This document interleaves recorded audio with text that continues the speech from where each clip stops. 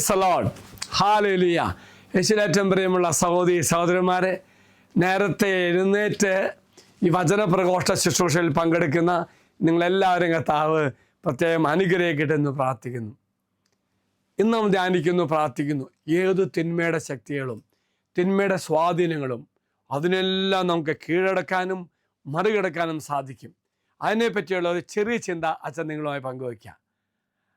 ദാവീദ് രാജാവ് ഗോലിയാത്തിനെ തോൽപ്പിക്കാൻ പോകുന്നതിന് മുന്നേ ഈ ഗോലിയാത്ത് ദൈവജനത്തോ ചെയ്ത അക്രമം, അത് ഭയത്തിൻ്റെ വലിയ അവസ്ഥ. ദൈവജനത്തെ ജനിക്കുന്നു, എല്ലാവരും ഭയപ്പെടുന്നു. ആ സമയത്ത് ഈ കൊച്ച് ആട്ടിടയനായ ദാവീദ് എന്ന് ഗോലിയാത്തിന് പറയാം, ഞാൻ അവനെ കൊല്ലാമെന്ന് പറഞ്ഞു. ഞാൻ അവനെ നശിപ്പിച്ചിട്ട്, ഞാൻ അവനെ തോൽപ്പിച്ചിട്ട് ദൈവജനത്തിൻ്റെ ഭയം മാറ്റാൻ ഞാൻ തയ്യാറാന്ന് പറഞ്ഞു. ഓർക്ക പ്രിയമുള്ളവർ, അപ്പോൾ സാവൂൾ രാജാവ് പറഞ്ഞു, നീ പയ്യന, നീ പോകണ്ടെന്ന് പറഞ്ഞു. പക്ഷേ സ്വാഭാവികമായിട്ടും പലരും ഭയപ്പെട്ടുവെങ്കിൽ ദാവീദൊട്ടും ഭയപ്പെട്ടില്ല. അതിന് കാരണം തൻ്റെ ദൈവമായ കർത്താവ് തന്നോട് കൂടെ ഉണ്ടാകുമെന്നും ഇന്നലെ വരെ എന്നെ നയിച്ച കർത്താവ്, എന്നെ അനുഗ്രഹിച്ച കർത്താവ് ഇപ്പോഴും നയിക്കുമെന്നും സംരക്ഷണം തരുമെന്നും വിജയിക്കാൻ സാധിക്കുമെന്നും ദാവീദിന് അടിയുറച്ച ബോധ്യമുണ്ടായിരുന്നു.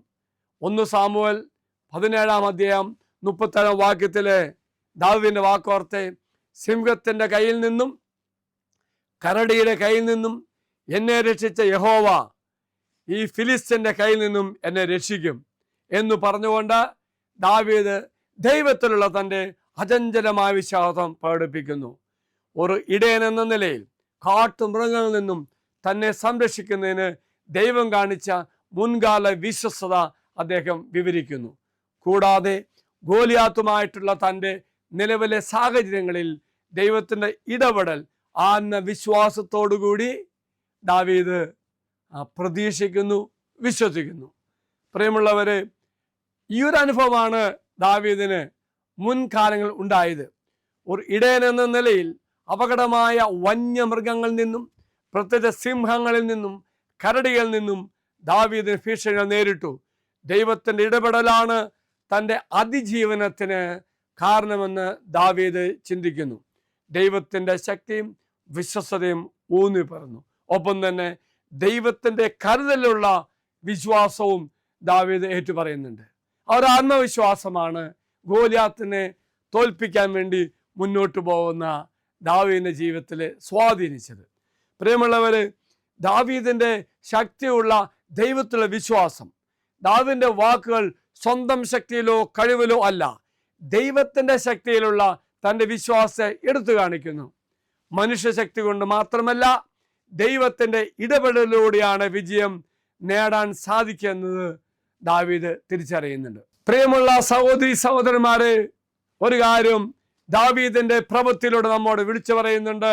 ഏത് പ്രതിസന്ധിയാണെങ്കിലും, ഏത് തകർച്ചയാണെങ്കിലും, എത്രമാത്രം ശത്രുക്കള് എനിക്കെതിരെ വന്നാലും ഒരു കാര്യം ഓർക്കുക, ദാവീദിനെ പോലെ അടിയുറച്ച് വിശ്വസിച്ചുകൊണ്ട് ദൈവത്തെ മുറുകെ പിടിച്ചുകൊണ്ട് നീ മുന്നേറാൻ ആഗ്രഹിക്കുമ്പോൾ ഒരാൾ നിന്നെ തടയത്തില്ല. പ്രത്യേകിച്ച് ദൈവത്തിൻ്റെ കരുതലുള്ള സ്നേഹം നീ തിരിച്ചറിയണം. ഇന്നലെ എന്നെ നയിച്ച കർത്താവ് നാളെയും നയിക്കും, എന്നും നയിക്കും.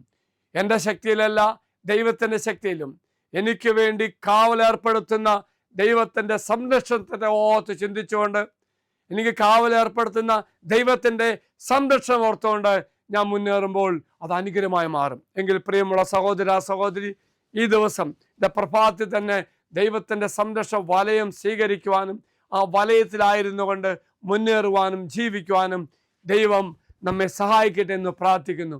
പരിശുദ്ധ അമ്മ നമുക്ക് വേണ്ടി മധ്യസ്ഥം പ്രാർത്ഥിക്കട്ടെ. അച്ഛനീശ്വര ആശ്വാസം തരാം. നമ്മുടെ കർത്താവായ ഈശോമിശിഹായുടെ കൃപയും പിതാവായ ദൈവത്തിൻ്റെ സ്നേഹവും പരിശുദ്ധാത്മാവിൻ്റെ സഹവാസവും നാം എല്ലാവരോടും കൂടെ ഉണ്ടായിരിക്കട്ടെ, ഇപ്പോഴും എപ്പോഴും എന്നേക്കും. ആമേൻ. ഒരു നല്ല ദിവസം അച്ഛൻ ആശംസിക്കുന്നു. മറക്കരുത്, ദൈവത്തിൻ്റെ സംരക്ഷണത്തിൽ ആശ്രയിക്കുക.